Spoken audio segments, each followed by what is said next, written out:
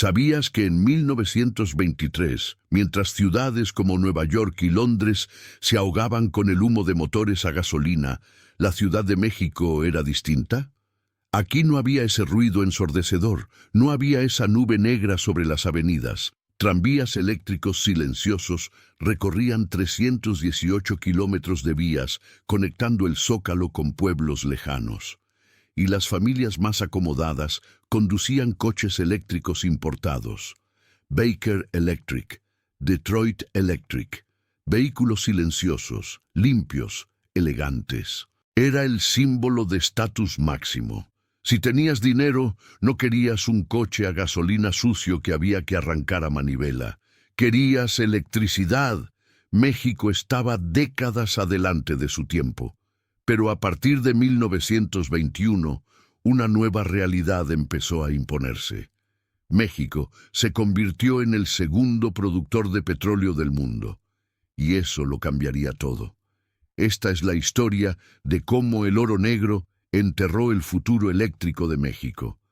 Y cómo, 100 años después, estamos intentando recuperarlo. El 15 de enero de 1900 fue una fecha histórica para México. El presidente Porfirio Díaz inauguró la primera línea de tranvía eléctrico que conectaba el Zócalo con el pueblo de San Ángel. 15 kilómetros de modernidad pura. Antes de eso, los trenes de sangre, tranvías jalados por mulas, dominaban las calles. Tardaban hora y media en recorrer lo que un tranvía eléctrico hacía en 40 minutos. Para 1910, la red de tranvías eléctricos ya cubría 318 kilómetros. Conectaba el centro con Coyoacán, Azcapotzalco, Xochimilco, Tlalpan, la villa de Guadalupe. Y en la década de 1920, ese sistema transportaba 300,000 pasajeros al día. México tenía una de las redes de transporte eléctrico más avanzadas del mundo. Pero si los tranvías eran el transporte de las masas, los coches eléctricos privados eran el lujo supremo. En Estados Unidos, marcas como Baker Electric y Detroit Electric dominaban el mercado de coches de lujo, y los ricos mexicanos los importaban. El Baker Electric costaba entre $2,800 y $4,000 en 1910. Era 3 o 4 veces más caro que un Ford Model T. Pero eso no importaba, porque el Baker no era solo transporte, era distinción. No necesitabas arrancar el motor a manivela como los coches a gasolina. No te ensuciabas las manos con aceite. No había humo. No había ruido. Solo presionabas un botón y funcionaba. El Detroit Electric prometía 80 millas de autonomía con una sola carga. Y en pruebas especiales bajo condiciones ideales llegó a recorrer 340 kilómetros. Para 1912, Clara Ford, sí, la esposa de Henry Ford, conducía un Detroit Electric Brougham de 1914. Lo usó hasta los años 30. Si la esposa del hombre que iba a matar el coche eléctrico prefería uno eléctrico, algo nos dice eso. Déjame ponerte en perspectiva qué estaba pasando en el mundo. Entre 1900 y 1912, los coches eléctricos dominaban las ciudades estadounidenses. Eran preferidos por mujeres y familias ricas precisamente porque eran limpios, silenciosos y fáciles de manejar. En 1906, Baker Motor Vehicle Company producía 800 coches eléctricos al año. Era el fabricante más grande del mundo en ese momento. Para 1910 existían mapas de estaciones de carga en Nueva York que cubrían hasta Boston y Filadelfia. Los coches eléctricos no eran experimentos, eran el presente. Y en México, aunque no se fabricaban, se usaban. Las familias porfirianas, los empresarios, los funcionarios de alto rango, todos querían su Baker o su Detroit Electric. Ahora, aquí viene algo que muchos no saben. México no fabricaba los coches completos, pero tenía algo que pocas naciones tenían: maestros carroceros de nivel mundial. Los chasis, el motor, las ruedas, la estructura básica, venían de Estados Unidos. Pero la carrocería, los acabados, la personalización, eso se hacía en México. Talleres mexicanos transformaban un chasis básico en un coche de lujo adaptado al clima, a las calles irregulares, a los gustos mexicanos. Esa tradición de carroceros mexicanos era legendaria. Venía desde la época de las carrozas de caballos. Y cuando llegaron los automóviles, simplemente adaptaron su arte. Y más impresionante aún, ingenieros mexicanos estaban desarrollando sistemas de recarga caseros, lo que hoy llamaríamos wallbox, cargadores domésticos, en garajes privados de la Ciudad de México, en Monterrey, en Guadalajara. Familias pudientes instalaban estos sistemas para cargar sus coches eléctricos. México estaba literalmente décadas adelantado. Y entonces todo cambió. En 1911, México producía 12.5 millones de barriles de petróleo al año. Para 1918, esa cifra había saltado a casi 64 millones de barriles. México representaba más del 12% de la producción mundial, y en 1921, México alcanzó su pico, 193 millones de barriles. México se convirtió en el segundo productor de petróleo del mundo, solo detrás de Estados Unidos. Llegó a producir entre el 20 y el 25% del petróleo mundial. Pero aquí está el detalle crucial. México era el primer exportador mundial de petróleo. ¿Por qué? Porque Estados Unidos producía más, pero lo consumía todo internamente. México, en cambio, enviaba casi todo su petróleo al exterior. México movía al mundo, pero no se movía a sí mismo. Compañías como Huasteca Petroleum, de Edward Dogeny, y Mexican Eagle, de Whitman Pearson, controlaban millones de hectáreas en Veracruz. La faja de oro en la Huasteca era el yacimiento más rico del planeta. ¿Y qué pasó? El gobierno mexicano vio algo que ningún país podía ignorar: dinero, muchísimo dinero. Para 1921, la industria petrolera contribuía con 1/3 de los ingresos federales del gobierno. 1/3. Era más fácil cobrar impuestos sobre cada barril de petróleo exportado que invertir en una red eléctrica nacional compleja y costosa. México estaba nadando en petróleo. ¿Para qué invertir en electricidad? Pero hay algo más que aceleró este cambio. La Primera Guerra Mundial demostró que el petróleo era el recurso estratégico del siglo XX. Entre 1914 y 1918, México produjo casi 220 millones de barriles. De esos, 173 millones se exportaron, un 79%. ¿A dónde iba ese petróleo? A Estados Unidos, y de ahí a Inglaterra. La Armada Británica había convertido sus barcos de carbón a petróleo, y México era uno de sus principales proveedores. El petróleo mexicano movió la maquinaria de guerra de los aliados. Y cuando terminó la guerra, Estados Unidos, que ya consumía más petróleo que nadie, necesitaba aún más. Entre 1918 y 1921, México fue crucial para Estados Unidos en un momento en que sus propias reservas estaban bajando. El petróleo no era solo dinero, era poder geopolítico, y México lo tenía. Aquí es donde el gobierno mexicano tomó la decisión que cambiaría todo. Era más lucrativo extraer petróleo y venderlo al exterior que desarrollar infraestructura eléctrica interna. Las inversiones fueron a pozos petroleros, refinerías, oleoductos. No a plantas eléctricas, no a redes de distribución eléctrica para el país. Los coches eléctricos necesitaban electricidad accesible, necesitaban estaciones de carga públicas, necesitaban una red estable. Pero el gobierno apostó al petróleo, y con el petróleo vino la gasolina barata. Si México producía millones de barriles, la gasolina en el mercado interno era abundante y económica.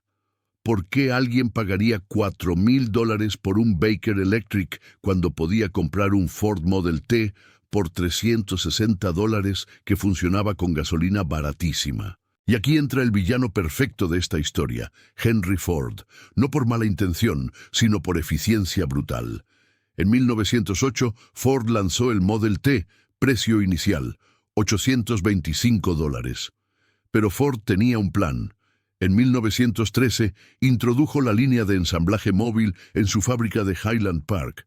Los trabajadores ya no se movían alrededor del coche. El coche se movía entre los trabajadores. El tiempo de ensamblaje de un chasis bajó de 12 horas a 93 minutos. Y con eso, el precio se desplomó. Para 1916, el Model T costaba $360. Para 1922, costaba $265. Para 1925, apenas $260. ¿Recuerdas que un Baker Electric costaba $2.800? Ford estaba vendiendo coches a menos de una décima parte de ese precio. Y no solo eso, Ford producía en masa. En 1921, el Model T representaba el 57% de todos los coches producidos en el mundo. 15 millones de unidades se fabricaron entre 1908 y 1927. Los coches eléctricos artesanales simplemente no podían competir. En 1912 llegó el golpe de gracia para los coches eléctricos. Cadillac introdujo el arranque eléctrico en sus coches a gasolina. Ya no necesitabas la manivela. Ya no te arriesgabas a romperte el brazo intentando arrancar el motor. Presionabas un botón, igual que en un coche eléctrico. La única ventaja real que tenían los eléctricos, la facilidad de arranque, acababa de desaparecer. Y con el petróleo barato, con Ford inundando el mercado, con el arranque eléctrico eliminando el problema de la manivela, los coches eléctricos fueron desplazados del mercado durante décadas. Para 1920, Baker Motor Vehicle Company se había fusionado con otros fabricantes y dejó de producir coches de pasajeros en 1916. Detroit Electric aguantó hasta 1939, pero solo produciendo unidades bajo pedido especial. El último Detroit Electric se envió el 23 de febrero de 1939. Y con eso, los coches eléctricos desaparecieron del mercado mundial durante casi 50 años. Y aquí viene la pregunta incómoda. ¿México eligió mal o simplemente eligió lo que parecía inevitable? Porque la realidad es que México pudo haber sido líder en movilidad eléctrica. Tenía los tranvías, tenía ingenieros capacitados, tenía talleres que sabían trabajar con carrocerías y adaptaciones, pero nunca desarrolló la red eléctrica necesaria para soportar una flota de coches eléctricos privados. En 1900, la Ciudad de México tenía electricidad, pero limitada. La mayor parte de la inversión eléctrica fue para los tranvías, no para uso doméstico generalizado. La electrificación rural de México no llegaría hasta décadas después. Y cuando llegó, ya era demasiado tarde. El mundo se había movido a la gasolina. La decisión de apostar por el petróleo tuvo consecuencias duraderas. México se volvió dependiente de las exportaciones petroleras. La economía giró alrededor del petróleo. Cuando en 1938 Lázaro Cárdenas expropió las compañías petroleras extranjeras y creó Pemex, consolidó esa dependencia. No era malo nacionalizar el petróleo, pero significó que durante casi 100 años México apostó todo a un solo recurso, y mientras tanto la movilidad eléctrica quedó olvidada. Los tranvías eléctricos empezaron a desaparecer en los años 50 y 60. El último gran accidente de tranvías en 1963, que mató a 63 personas, marcó el principio del fin. En 1985, el terremoto cerró definitivamente el sistema de tranvías. México se llenó de coches a gasolina, de microbuses diésel, de camiones contaminantes. La Ciudad de México, que en 1920 era silenciosa y limpia, se convirtió en una de las ciudades más contaminadas del planeta. Imagina por un momento un México alternativo. Un México donde el gobierno hubiera invertido en redes eléctricas tan agresivamente como invirtió en pozos petroleros. Un México donde los talleres de carroceros hubieran evolucionado a fabricantes completos de coches eléctricos. Un México donde la tradición de ingeniería eléctrica de los tranvías se hubiera expandido a la automoción. podríamos haber sido Tesla, 80 años antes de Tesla, pero esa historia nunca sucedió. El petróleo era demasiado tentador, demasiado fácil, demasiado lucrativo, y así México perdió su oportunidad. Avanzamos rápido hasta 2017. Después de casi un siglo de dominio total del petróleo y la gasolina, algo empieza a cambiar en México. Y durante casi 80 años, México no volvió a intentar fabricar un coche eléctrico, hasta que alguien decidió romper esa regla. Un empresario llamado Jorge Martínez, director de la empresa de estacionamientos más grande del país, veía todos los días el mismo problema. Ciudad de México, ahogándose en tráfico, contaminación, ruido. Y tuvo una idea.